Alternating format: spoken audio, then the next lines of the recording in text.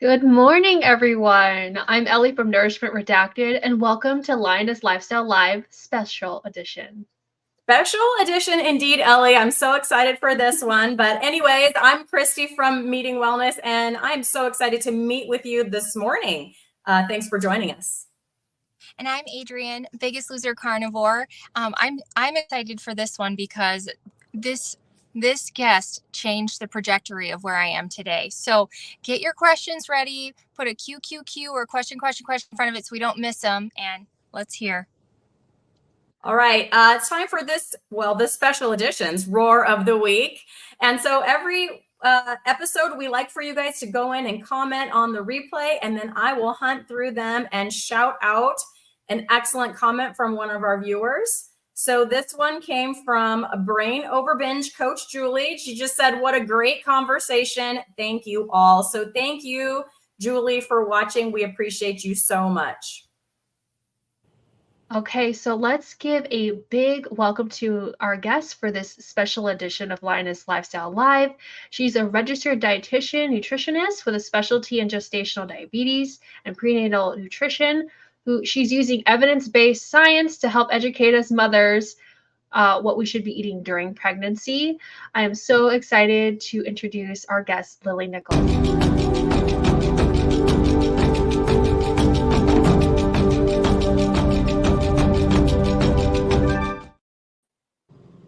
Hello. Hi. Welcome, Lily. We are so excited, like I said, to have you. Thank you so much for being on the show. If you could please tell our audience about yourself and your work, we'd love to get to know you. Sure. Well, as my intro mentioned, my work tends to focus on nutrition for the childbearing years, during pregnancy, before pregnancy, postpartum, and also addressing pregnancy complications like gestational diabetes. I guess most people know me from my books. I have 3 of them now: Real Food for Gestational Diabetes, Real Food for Pregnancy, and now Real Food for Fertility. So a lot of my work is, focused on identifying areas where maybe our nutrition guidelines are not up to date, or maybe there's some new research questioning whether they have it right, and sort of filling in those gaps with the data. Having worked at least at a small level in the public policy area with the California Diabetes and Pregnancy Program, I know how challenging it is to change guidelines. And so I go at it from like the reverse angle, kind of the grassroots angle of educating women and couples and practitioners, and hopefully we'll eventually get some of those guidelines a little more up to date. I know when I've had 5 pregnancies, and the first 4 pregnancies I went into the hospital system and I was just given a pamphlet of what to eat and what not to eat. But my 5th pregnancy, I hired a midwife, and it changed because she told me all about your book. And I had said, listen, I have a history of this. And she said, no problem. We're going to run the blood work ahead of time, keep an eye on it. And it was just a paradigm switch of, just the list of foods to avoid versus the list of foods that are going to nourish me and my baby. And so Right. I love your new book adds the piece of all of our cycles and how important all of our cycles are and nourishing those as well. Can you tell us, like, one of my favorite things is the myths behind saturated fat? Yeah. I mean, it's pervasive across the industry. I mean, I'm a originally conventionally trained dietitian, right? So my school is teaching all the same stuff that are in our nutrition guidelines. I mean, if you just go back to the history of how we got where we are, I mean, it all stems back from some cherry-picked data by Ansel Keys back in the 1960s, and a lot of industry influence to really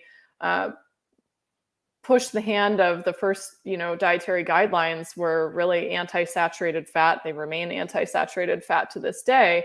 And they didn't address sugar back then or refined carbohydrates. So these guidelines were put into place based on shoddy data, and the food industry responds by people looking for low-fat items that are just now loaded full of sugar and refined carbohydrates. I think we can all remember I don't know how old you are, but like snack wells from the like 80s and 90s, right? It's like, you know, low fat everything, but full of refined carbs and sugars. So we've, you know, pointed the finger at saturated fat, I believe, unfairly. If you look at some of the newer data we have, you know, saturated fat coming from whole food sources like red meat or full fat dairy is not associated with adverse cardiovascular risk factors. It's when the saturated fat is coming from ultra processed foods, right? Alongside these refined carbohydrates and sugars, and not having the other micronutrients that you find in whole foods that naturally contain saturated fat. So it's really frustrating to me, because a lot of the data you see that says like, oh, saturated fat is bad for this reason, avoid red meat, avoid full fat dairy, avoid, you know, eggs with the yolks or whatever. But a very small proportion of our saturated fat these days is even coming from things like red meat. I mean, most of it's coming from ultra processed food. So this is just a challenge as a whole in the field of nutrition and nutrition science, is people like to cherry pick a single nutrient, call it good or bad, and then we make these sweeping recommendations based off of essentially incomplete information. So if you really work at keeping your saturated fat intake low, for the majority of people, the response is consuming more foods that have a million ingredients, because, you know, you take the fat out of sour cream, and I don't know if you've ever looked at a label for fat-free sour cream, but it's like a bunch of refined starches and gums and thickeners. It's not even real food, you know? So the response is usually a lower nutrient density diet, usually a lower protein diet, because our protein foods often have fat with them. When it's animal source foods, especially, some of that is saturated fat, and you end up with a lower micronutrient intake, lower protein intake, a worse micronutrient or macronutrient rather balance. And to me, a lot of times that perpetuates this cycle of blood sugar spikes and crashes, hormonal imbalances, excessive cravings and hunger. It's not addressing the real elephant in the room, which is the ultra processed foods in the first place. So my pregnancies were a while ago. You said you didn't know how old we are. I'm 48 and my youngest child is 15.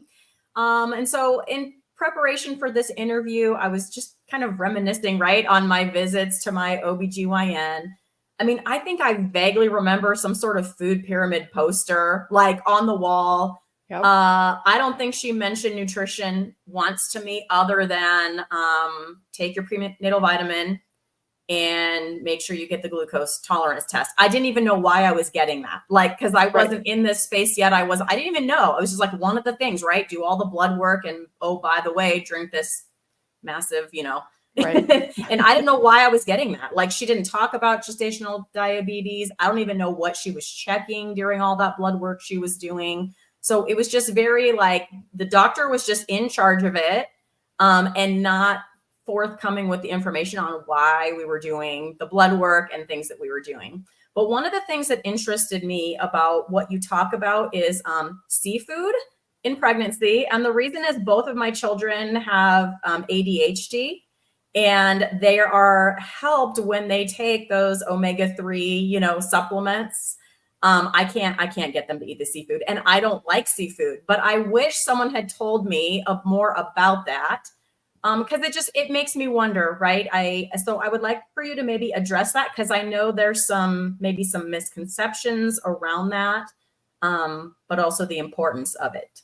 Yeah, for sure. Yeah, so seafood is a bit of a controversial topic. I think there's some disagreement, although I feel like the disagreement usually stems from incomplete information or like incomplete understanding of the science. So fish becomes controversial primarily because it can be contaminated with mercury, and mercury is a neurotoxin, so people want to avoid that. But we have a lot of reassuring data on seafood and fish consumption in pregnancy related to that. There's actually the huge systematic review. I wrote about it on my blog. If you want to go to lilynicholsrdn.com and just put fish in the search bar, it'll pop right up.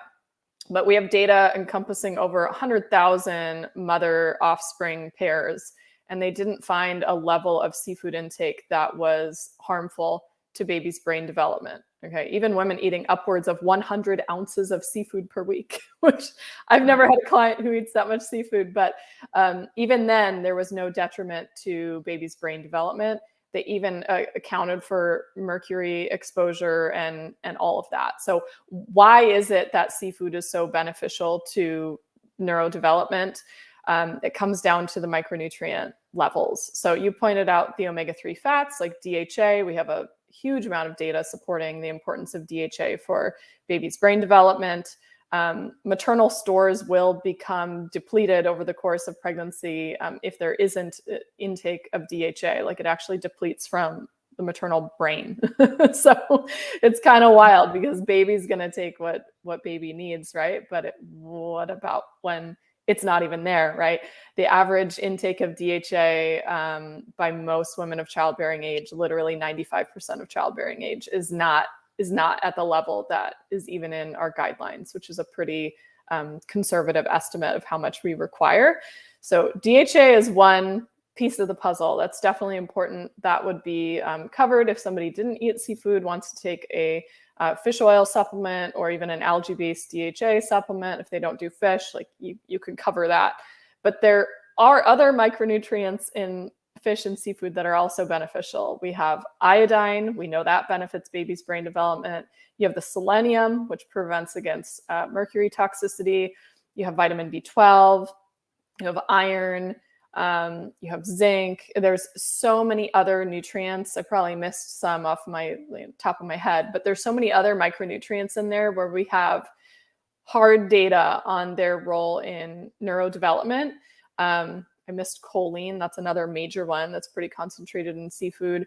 That it's a wise idea to consume some. Even by FDA guidelines, they recommend 12 ounces of seafood per week in pregnancy, prioritizing low mercury seafood. So, salmon, sardines, cod, those kinds of things would all be really, really wise choices. Although some of the newer data we have says maybe we don't need to be as concerned about mercury as we were in the past. So the occasional tuna and stuff like that is just fine as well. I think that's incredible, and I really appreciate that you have so much knowledge, and I think that I wish that I had known about your books when I was pregnant. I found a lot of healing when I went from standard American diet to a whole food ketogenic diet a couple of years ago. I lost weight, my mental health improved, constipation became normal, my irregular periods, they were very, very irregular, they became normal. And I was able to become pregnant. So I have a little bit of a wound to share, because when I was so excited with my first pregnancy, and I went to my OBGYN, and I told her I was on the ketogenic diet. She immediately told me I was going to harm my baby. She made me feel bad about it. And it was kind of like a threatening experience, like, you have to stop or you're going to harm your baby. And what hurt me the most is that I had finally found a way of eating that made me healthy. And then, now she's telling me that, I was going to harm her. So although I ended up having 2 healthy babies, I struggled with like depression and like some unresolved anger, and I was addicted to carbs and sugar again because I stopped doing keto. So my question is why do people say that ketosis is considered dangerous for pregnancy? Yeah, this whole topic is the reason I wrote my first book on gestational diabetes, actually, because at the time it had been widely considered unsafe to lower carbohydrates in the maternal diet because you might go into ketosis. So this comes down to incomplete research and, I believe, incorrect interpretation of the research at the time, because there's different types of ketosis, and some of them are not necessarily an issue, and other ones are extremely detrimental to fetal neural development. So the the data that was primarily based on that made those recommendations, because the current recommendations are still the same as they stand. They say no less than 175 grams of carbohydrates per day in pregnancy. That stems from data on diabetic ketoacidosis or starvation ketosis. So diabetic ketoacidosis is an emergency medical situation. It happens in insulin dependent diabetics, usually type 1. So people who aren't producing like any insulin or very, very, very, very little. And when you're in a low insulin state, your body cannot get, energy out of your bloodstream, so to speak. So your blood glucose levels skyrocket. You start burning your own body fat stores for fuel. Your blood becomes very acidic. It's an emergency medical situation, often results in coma, but like blood sugar levels are sky high, ketone levels are also sky high, and your blood is sky high acidic. It is absolutely well documented to be a harmful emergency medical situation, and it absolutely harms fetal brain development. There's a lot going on there too, because just blood sugar levels being 300 plus also that's a teratogenic, like can cause birth defects level of blood sugar. So like that's also going on. We blame the ketones, but this is a complicated situation. That's not going to be experienced by somebody on a ketogenic diet in pregnancy. By the way, this is somebody with insulin dependent diabetes who isn't taking their insulin or isn't taking it at a proper dose or time, or they're completely insulin deficient. Pregnancy is a high insulin state. So somebody who has gestational diabetes, or even diabetes that they don't have to control it with insulin, or somebody like yourself, you're not going to be in an insulin deficient state in pregnancy. DKA just doesn't happen outside of this very specific instance I just described. The starvation ketosis, it will happen when somebody is not eating. So they're completely starved. That means you're not getting enough calories, enough protein, enough micronutrients, enough of anything. Your ketone levels are also super high, not as high as DKA, but definitely higher than what we'd see in like nutritional ketosis. And you're starving. So you're burning your own body fat stores and breaking down your own tissue for fuel. That's obviously harmful in pregnancy, because being deficient even in a single micronutrient like B12 or iodine or choline can lead to brain development issues. And so again, starvation obviously is a mismatch for optimal fetal development. So what you're describing is nutritional ketosis, somebody who's on a ketogenic diet. The body actually very carefully controls blood ketone levels in pregnancy. So in somebody who is taking in a ketogenic diet but is eating sufficient calories, sufficient protein, sufficient micronutrients, you may be spilling ketones in your urine, which blood ketones and urine ketones really don't correlate quite well in pregnancy. They can't be used as a diagnostic, even though some clinicians unfortunately still do.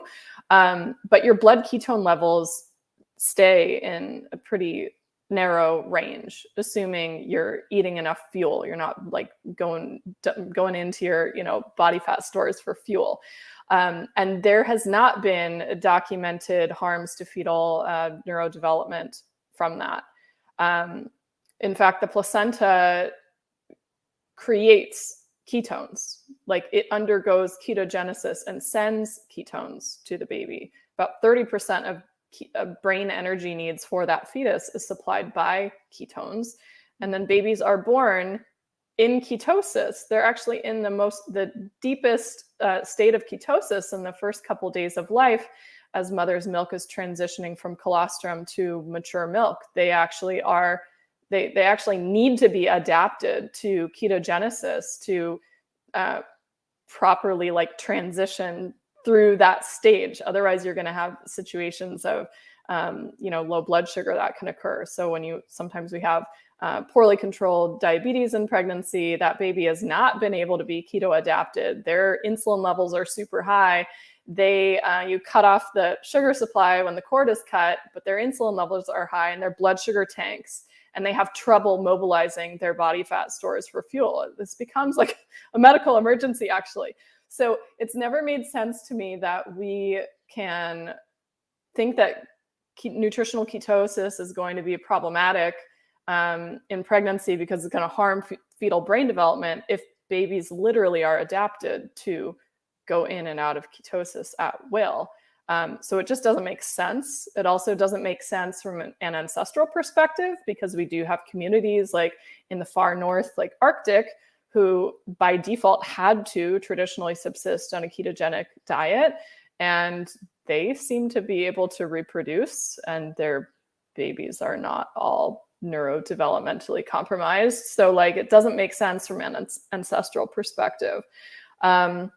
So, you know, to me, the bigger issue here is like, whatever dietary choice somebody is making, whether keto or not, and I don't necessarily push a ketogenic diet in pregnancy. Like, I'm not trying to get people's, you know, ketone levels elevated on purpose. I think we should be eating the least restrictive diet possible while still maintaining healthy blood sugar levels. That's really where I stand.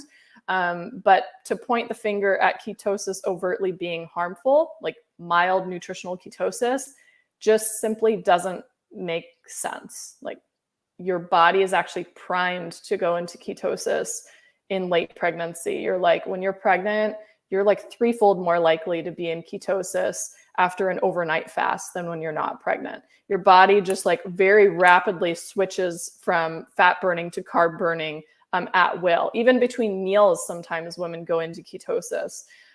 So do we need to like push high levels of ketones in pregnancy? No. Do we need to push people to be ridiculously low carb for no reason? No. But we should be recommending a diet that helps them maintain, you know, blood sugar balance, and the level of carbs that's going to be right for one woman to another. It does differ. I've seen that in practice many, many times. So yeah, that's my like very long answer, but it's a complicated question, and it's one that I don't think most people even have haven't dug into the data to be able to answer. I think most people just default to ketones harmful and like end of conversation, and it really isn't that simple. There's a lot of nuance to it. Thank you so much. That was so helpful. That like helped me heal a little bit. I really appreciate that. This is so interesting because my first child, my milk didn't come in. I've had milk issues with all my babies, but they just kept saying, keep nursing, keep nursing, keep nursing. And eventually my baby became unresponsive, and we had to one. And so this just makes so much sense that, and I was incredibly overweight during that pregnancy. And even though I passed my glucose test, maybe I falsely passed it. Maybe there was blood sugar issues the whole time. And then we cut the supply off, and now this baby's blood sugar has dived, right? I also have heard you say something about mitochondrial health and the first 1,000 days. And something really interesting is my first two babies, I was very overweight when I had them. And now those two kids both very much struggle, and they eat normal. They probably eat healthy. Cool. We can't hear you, Adrian. We lost your audio. Oh, we can't hear you. We lost your audio. You blacked out for a minute, and then when you came back, your audio was gone. I know where you were going, and maybe when your audio comes back on, you can fill in the gaps. But I did want to comment briefly on like the milk supply challenges. It could have to do with baby's metabolism not being like keto adapted or whatever, where they're struggling fat adapted.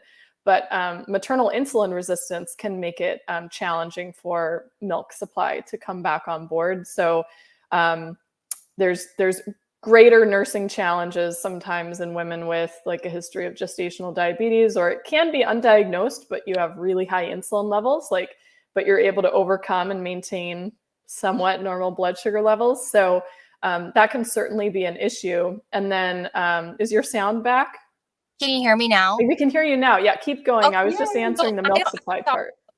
I don't know if it cut off, but like my first two pregnancies, I was heavier. My kids struggle with weight. My second two pregnancies, I was at a healthier weight, healthier blood sugar regulation, and they seem to be able to eat anything on earth. And I heard you say something about that first 1,000 days, and that our health, as even before we get pregnant, can affect their mitochondrial health and their setup for life.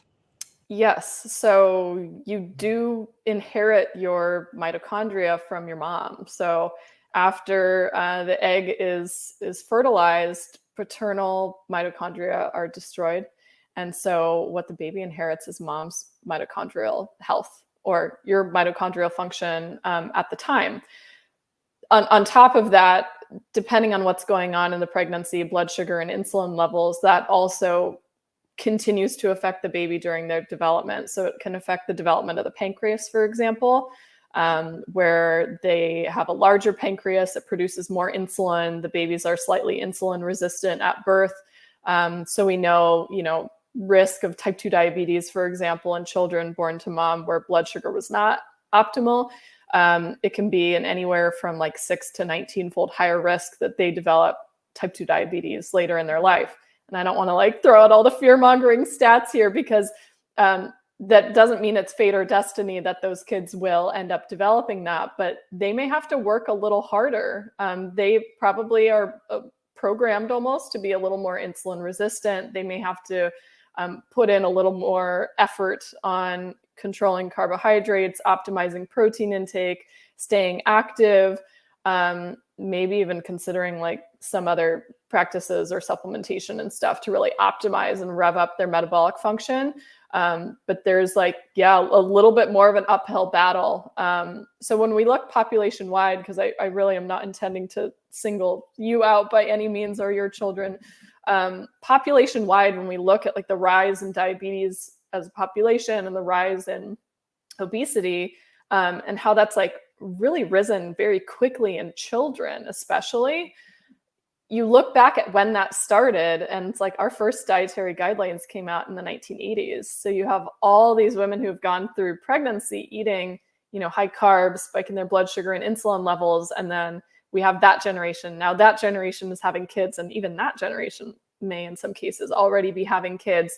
And it seems like the metabolic issues are almost multiplying exponentially.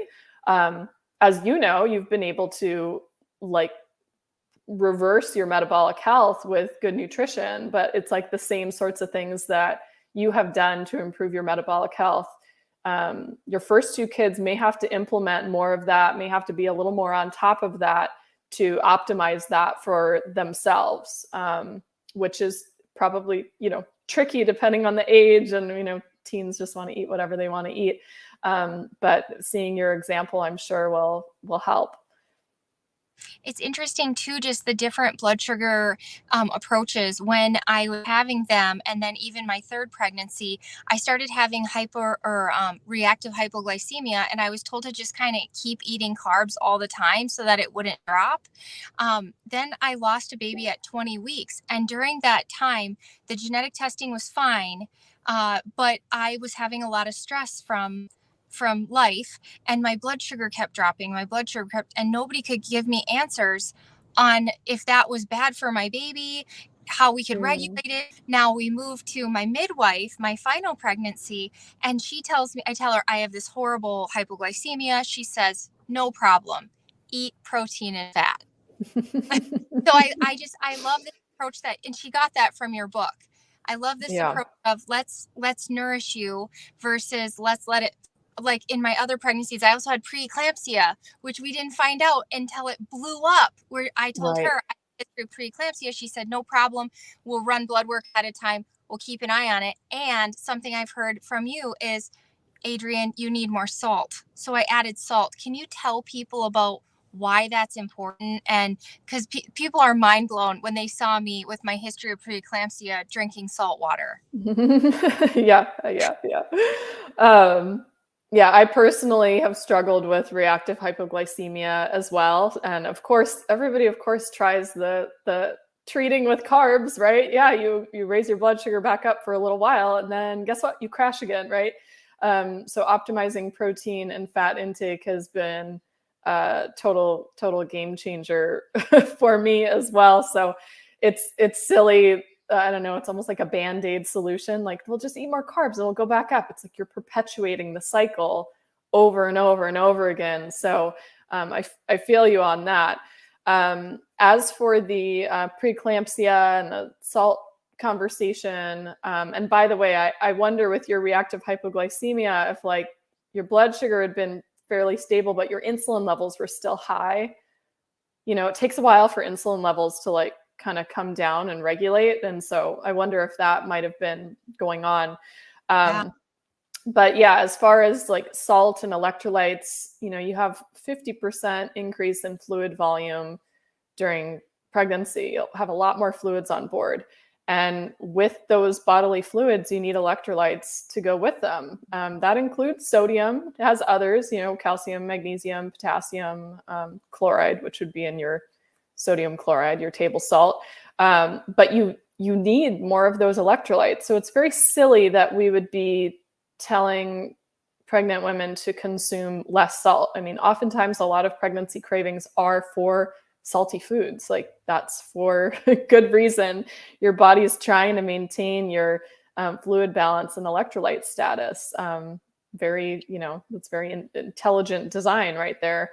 So the preeclampsia conversation, what's really, really interesting if you dive into some of the older data on this, like going back to the mid 1900s, because they had identified and written about in some research papers how you could treat preeclampsia, they called it toxemia back then, with salt supplementation. They would have women measure out 4 teaspoons of salt per day and consume it over the course of the day, every day, and the toxemia symptoms would resolve miraculously.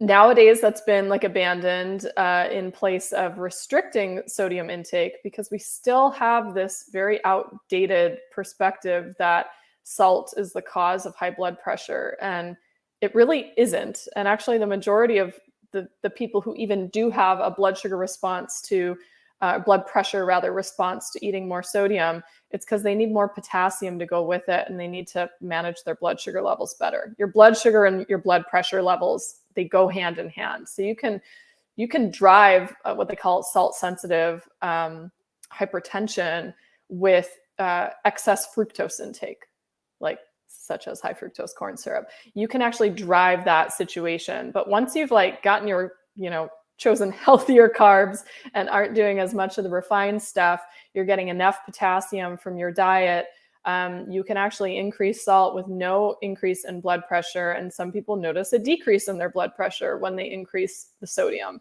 So it's opposite of what we've been told. That's all I could say. So I recommend people salt their food to taste. I like using sea salt because you have some of the other trace minerals in there as well.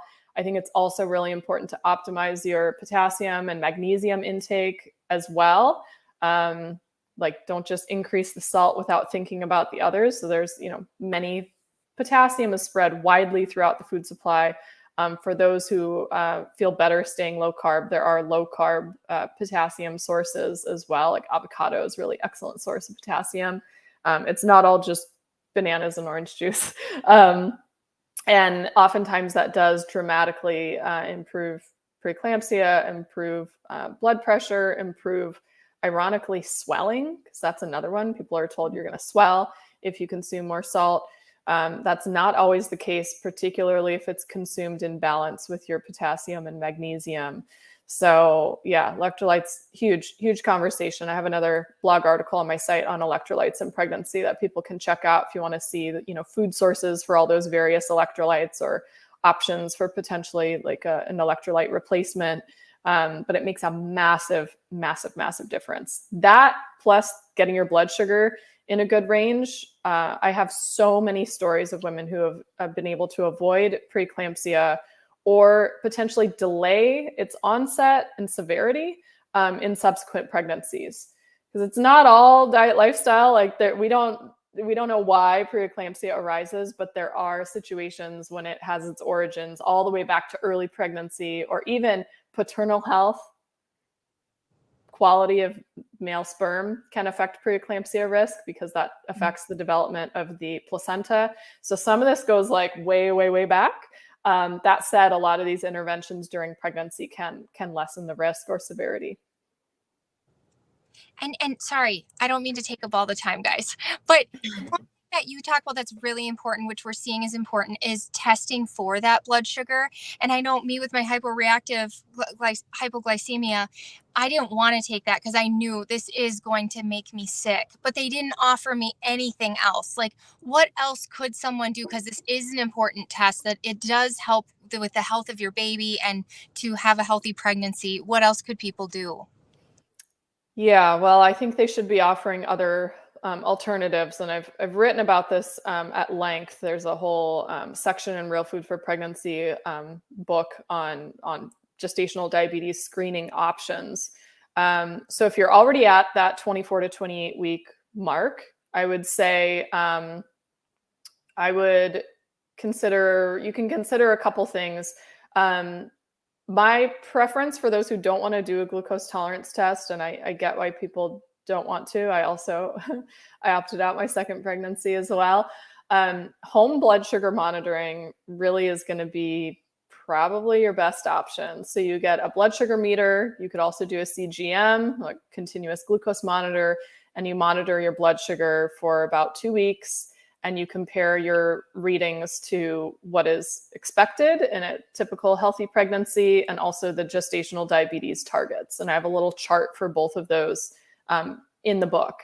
And the nice thing about that is that you get data that you can actually use. Like, you can see if something spikes your blood sugar and be like, oh, wow, normally my blood sugar is fine. And I had this meal with a large serving of rice and holy cow, my blood sugar spiked a lot. You can actually actively use what you've learned to maintain better blood sugar for the rest of the pregnancy. I think the reason that some providers don't like that method is that it doesn't give them a clear diagnostic cutoff. Like, it's much easier in conventional healthcare to just be like, take this test. This is when you pass. This is when you failed. And some women don't want to do the testing their blood sugar for 2 weeks. I mean, it's a lot. If you're doing a finger prick, you have to check your blood sugar first thing in the morning for fasting. You have to check after every single meal. Like, it is work. You may have to pay out of pocket for the meter and the strips. And so I get why some people just want to do, the glucose tolerance test as well. The other more viable option for testing, which can happen and would only apply earlier in pregnancy, is you can screen with a hemoglobin A1C in the first trimester. And this will give you a proxy of whether or not you're in the pre-diabetic range, or even sometimes we find overt type 2 diabetes at that stage that was undiagnosed. But anything in the pre-diabetic range, 5.7% or higher, is technically considered a positive diagnosis for gestational diabetes. You don't need to do any more screening later in the pregnancy. Really what we're identifying was pre-pregnancy insulin resistance. The chances that you would then go on to fail a glucose tolerance test is over 98%. So you may as well identify it early, start checking your blood sugar then, implementing dietary lifestyle changes that keep your blood sugar in range. Then you have 2/3 of your pregnancy to be proactively working on this and making sure you're, providing an optimal environment for your baby's development versus waiting until 24 to 28 weeks to do the glucola or another test. Not all providers are on board with doing an A1C. Back when I worked in California in a fairly forward-thinking perinatology practice, we used A1C on every single client. And we actually very rarely had to do glucose tolerance tests because most of them we were catching in that first trimester. And if they tested high, we were implementing, they met with me, they got nutrition advice, dietary lifestyle advice, they got a blood sugar meter, and they were monitoring their blood sugar for the course of that whole pregnancy. And we could just very much reduce the risks that gestational diabetes is going to have an adverse effect if we catch it and treat it early. So that's another viable option, but that only applies in the first trimester because A1C becomes inaccurate in later pregnancy. It artificially lowers. So you can't use the same thresholds later on for diagnosis. In fact, it would actually be a concern if your A1C does not go down in later pregnancy. It should be going down if your blood sugar is in a good range. Okay. Wow. What an answer. I know at work, there's several pregnant women or recently pregnant women. And yeah, there's gestational diabetes that is going along with that. And so I hope that this, information gets out there for people, that there are other options and how to keep that under control. I'm hoping you can provide us some practical tips for managing pregnancy cravings, while still having a balanced diet, and maybe why do some of us get meat aversion? Oh, I did, like raw chicken. If I saw it, I was like, nope, I can't eat chicken. Yeah. Can you speak to some of that? Because I just went by, if I wanted it, I ate it. Right. I mean, yeah, there's all sorts of theories on the cravings and aversions, ranging from, maybe your body is seeking certain nutrients and that's why you're craving it, or maybe your body is trying to protect you from potential toxins that could harm baby, or it's a food that's very likely to be spoiled. Like you think about ancestrally raw meat, that's going to be one of the quickest things to spoil and become contaminated with harmful bacteria that could make you sick, that could result in, fetal loss or something tragically. And so maybe there's some carryover from that. We don't really know for sure. It's very interesting because the cravings and aversions I've seen different for different clients. So this is all anecdotal, but I've heard from people who are formerly vegan that or even still trying to be vegan during their pregnancy, they crave burgers. Or I had one lady who craved oysters, bone broth, and egg yolks. Of all things, like that fills in really almost every micronutrient gap that may exist on a vegan diet right there with those foods. Pretty odd. I've had others who crave liver and organ meats. Like maybe they really need the iron or the choline or the B12 or the vitamin A. I don't know. And then on the flip side, from clients who've been previously keto or carnivore, paleo, I feel like the protein meat aversions are a lot stronger. Perhaps you already have enough of those nutrient stores. Perhaps maybe your body actually wants a little more carbs in pregnancy, especially the first trimester when you're dealing with nausea. The nausea and food aversions often co-occur at the same time. This is a time when your thyroid is like rapidly ramping up its production of thyroid hormones, and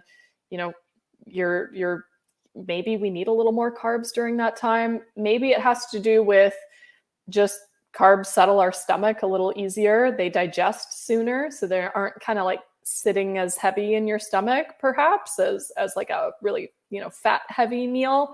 We don't really know why, but I would say just try to roll with it as best that you can. Still trying to get in some protein. So if you're averse to meat, especially in the nausea phase, maybe dairy protein is a little better tolerated. I often hear cheese, cottage cheese, Greek yogurt, like those are fine. Beans and legumes can be a little easier. They don't have as much of smell. Having somebody prepare the food for you can just take away the ick factor of having to handle the raw meat or having to smell it when it just starts cooking. So I've had people who have a crock pot cooking in their garage. They can eat it when it's all cooked, but they don't like smelling it while it's cooking, or have their husband grill outside, or pre-prepared items from the grocery store. Whatever it is, that can all be a helpful option, or even smoothies with protein powder or something could be okay as well. Nuts and seeds. Get creative, right? I will also say that the cravings sometimes have nothing to do with pregnancy itself. And it's simply that we may be craving something that is nostalgic to us. Like maybe our mom made mac and cheese for us when we were a kid, and so that sounds good and warm and fuzzy inside.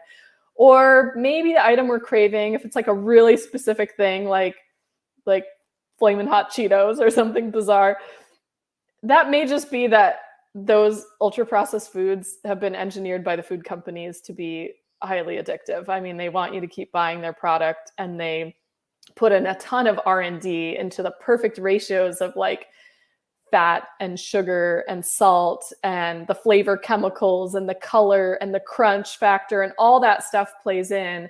It may have nothing to do with pregnancy, but sometimes people feel more like I'm allowed to give into the cravings because I'm pregnant. So like, whatever, I'm eating for 2, it's fine. So, you know, lean into that with some curiosity and see if like the craving really is coming from a true place. Like, maybe I need more sodium and maybe this is why I'm craving this. Or if it's just, that's a highly addictive processed food. Like, this is why I'm craving it, not necessarily the pregnancy. Before we go into the questions from our people, can I ask one more question? Yeah. Okay, so first of all, I know I have given like every scary scenario that you can have, but the good news here with your books and with the information that I got from you and from my midwife is many of those issues were fixable with real food. And so my first 2 pregnancies, I thought I was eating healthy. I think I was eating processed, healthy, marketed foods. Then my 3rd pregnancy, I was eating more vegetables and a little bit of meat because I was trying to get all those nutrients in. And then the 4th, the final baby, she said, I want you to have more meat and more eggs. And I couldn't, so it was such a switch. Now there are nutrients in all of our real foods, but what is the difference between the absorbability and all of that between plant proteins and iron and nutrients and animal? Yep. I mean, I'm a proponent of an omnivorous diet, so I'll throw that out there first and foremost. But I do write a lot about the necessity of animal-sourced foods for certain nutrients. This goes beyond the micronutrients of concern, like vitamin B12, for example, and into also the protein quality and the amino acid balance, and even the types of amino acids that are available from different foods. So protein quality is simply less in plant proteins than it is animal proteins. They don't have the full component of all the amino acids, including some of these ones that are so-called non-essential, although there's amino acid researchers now who are saying that it was never even a scientifically proven concept. I have a blog article on protein and pregnancy where I go into this more if anybody wants to read up on the research on this. So my opinion is that we need a balance of both, but especially prioritizing the animal protein to get all of the both essential and non-essential, so-called non-essential amino acids to optimize your health and your baby's health in pregnancy, but also to hit all of our micronutrient needs. So, you know, outside of B12 and like DHA, technically you can get a lot of nutrients from plant foods, but they may not be as absorbable. You gave iron as an example, or they may not be in high enough concentrations that they meet our needs. So choline is a good example. It's a B vitamin-like compound that's really important for baby's brain development, for placental health, for liver health. And that is a really tricky one to get on a fully plant-based diet because the concentration of choline in plant foods is so much less than it is in animal foods. So especially if the diet lacks eggs, for example, because egg yolks are really our number one source of choline. Like more than half of the choline an average person consumes is from egg yolks specifically. So you do have to be careful. The iron conversation, I actually recently put out a blog post on iron absorption from different food sources, and I have some graphics in that article showing the relative absorption of iron from plant foods versus animal foods. So the iron found in animal foods is called heme iron. It's absorbed at like 25 to 40% efficiency, whereas the iron in plant foods is in a form called non-heme. And it's absorbed anywhere from like 1 to maybe 12%, but usually like less than 5% for a typical plant food. So if you're just comparing like, okay, this spinach has this amount of iron and this piece of steak has this amount of iron, but you're not factoring in the percent of absorption, you're going to underestimate how much spinach you actually need to get the same amount of iron from a much smaller portion of steak or liver or oysters or clams or anything like that. So I would definitely have people check out the iron blog on my site. Again, go to my website, type in iron, has all these graphics where we've spelled out and done all the math comparing the two, not just the quantity to match the amount in the food, but the quantity to match the absorption from what's in that food. Thank you so much. I do have to bring this up to say thank you so much, Jonathan, for becoming a member of my channel. Whenever you support any of our channels, it helps support the show. So I just wanted to say thank you so much. And we do have some questions from Nia. She says, thoughts on carnivore during pregnancy? Would one need to supplement in any way to get increased levels of nutrients like folate? Yeah, I mean, there are some nutrients of concern on carnivore, depending on what the diet is made up of. So technically, and you can go to my article on folate on my site. I have a lot of articles on my website in addition to all the stuff that's in my book. I've been linking this them. Information to be like as freely available as possible. In that article, I do note that there are some foods that are quite rich in folate that aren't the ones we typically think of. So like liver, for example, is really rich in folate. However, like the quantity of liver you would have to consume to meet your folate needs alone is probably too much liver. I have an article on liver on my website too, if you want to dive into that in that controversial land as well. So folate would be one to think about for sure. I mean, I would just think about like, what is your rationale for staying carnivore? Are you open to adding in some plant foods? Because you will get a broader micronutrient balance. Folate is one to consider. Potassium is one to consider. Magnesium is one to consider. Some of these, of course, or I guess you could say all of them, could be made up for by taking a comprehensive prenatal vitamin, which I recommend to everybody. But I would just go by how you feel. And like, we may have an idea of how we want to eat during our pregnancy, and then things change and we feel different. We actually want this, or we want more of that. And so if you find yourself at a point in pregnancy where suddenly the foods you liked are averse, or you're not feeling well, or your digestion is not quite right, or you're craving something like citrus, like I would be in full support of giving into that and loosening up the reins on like what your concept of what is like optimal or healthy or the best diet for you. I've just worked with so many women who come in with like a very clear idea of like, oh, I'm going to eat this way and I'm going to stick to this. And then it just doesn't work out that way. So be open to your symptoms guiding you in a different direction. At the same time, I've heard from people who have done well on a carnivore diet in pregnancy. I will say another thing to keep in mind, I would recommend having some seafood in there as well. If you're not already, just to get in some of those more challenging nutrients like iodine and DHA. Hopefully you're also doing eggs with the yolks. So if you are sticking to all animal foods, make it as broad of a variety as possible, because the micronutrient makeup and the amino acid makeup of different animal foods even varies. So as much variety as possible, least restriction possible to feel your best is my preference. Okay, thank you so much. Nia has one more question for you. She says, how important is diet before becoming pregnant compared to during pregnancy? Well, I just wrote a whole book on that. So, they're both important.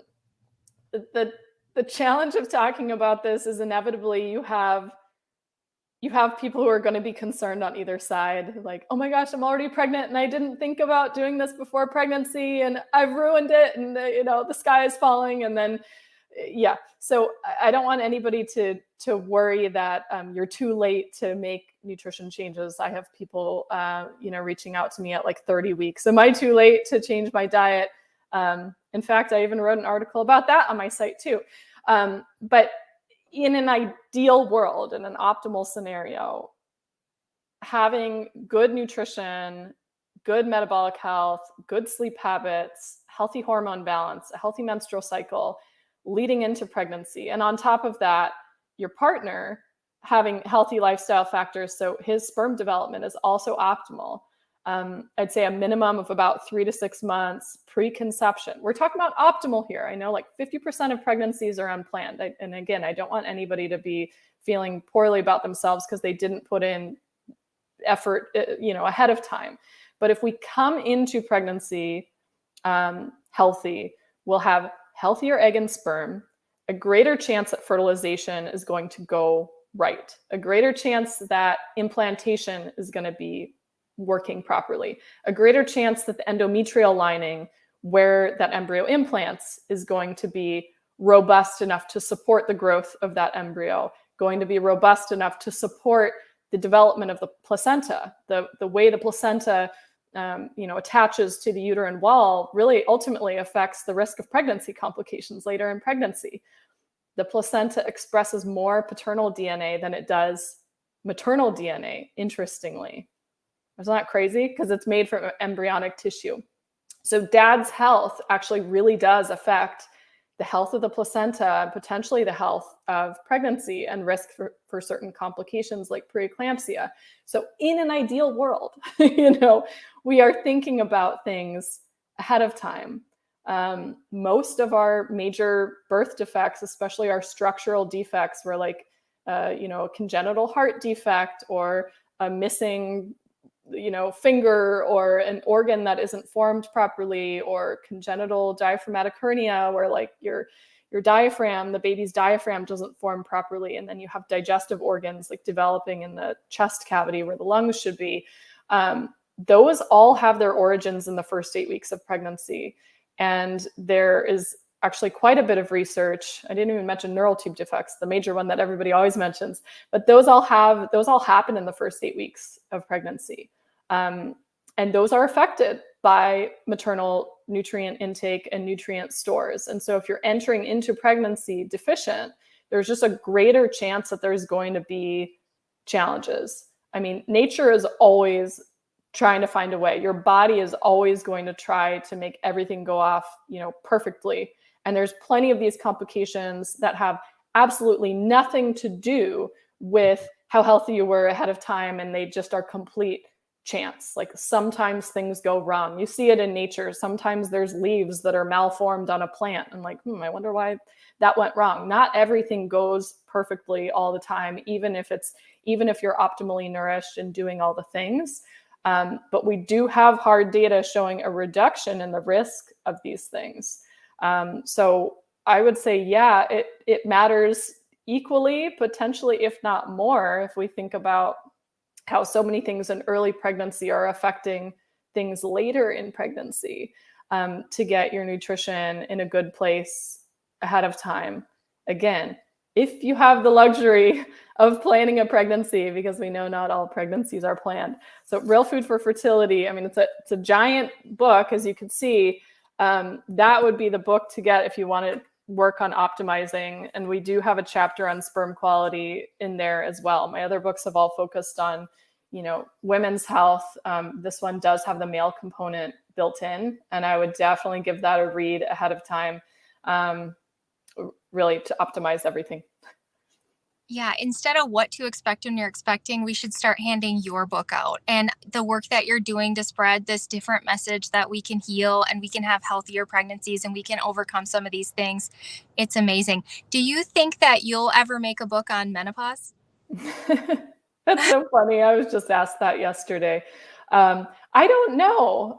Maybe when I get to that stage, I will feel more open to it. My books are a huge undertaking because there's just so much research that goes into them, and they just keep getting bigger. Like every next book I write is bigger than the last. So like this latest book has over 2,300 in-text citations. It was a 3-year undertaking, even with my co-author, Lisa Hendrickson-Jack, helping.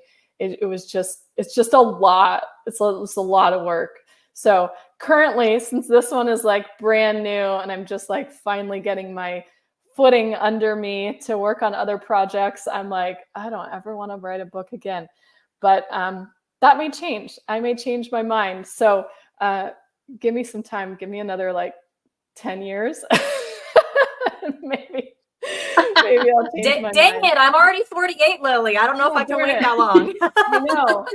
And I all the time I'm hearing from people who are like, I wish your book was out when I was at, this stage or whatever. I'm like, hey, I wish Real Food for Pregnancy was out before I had my first baby. I started writing that when my son was 10 months old, a lot because of the frustration you expressed, Adrian, of just feeling like, oh my gosh, there was like no information given about preventative care. And I had to do all this research on my own. I know the average woman is not doing that. I gotta put it into a book, I guess. Right.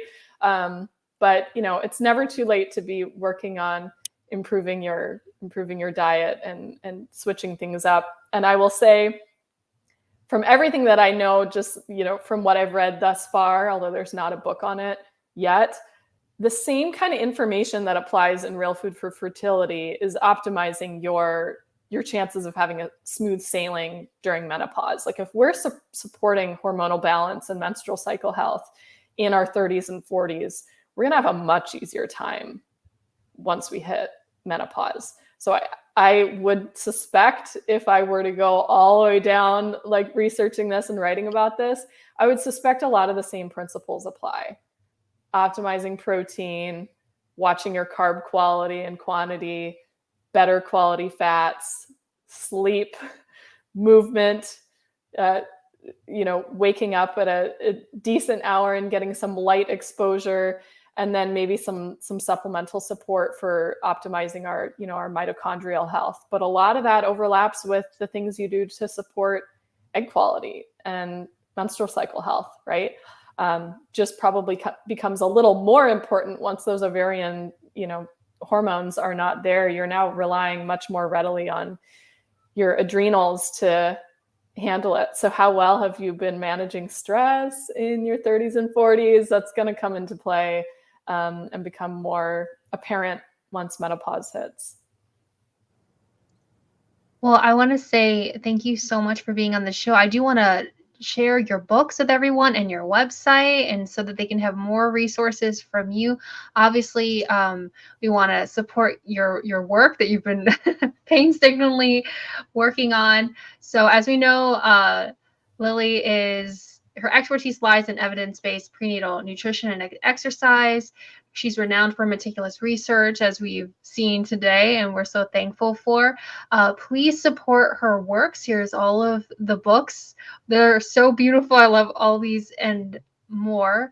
And you can find them on Amazon and also on her website, which I'd like to share with everyone. We were giving links to all the wonderful articles that you had mentioned, but you can always go to Lily Nichols RDN.com, and you can find all that information that she was sharing with us today. And I just want to say, from the bottom of my heart and all the lionesses here, thank you so much for joining us on the Lioness Lifestyle Live.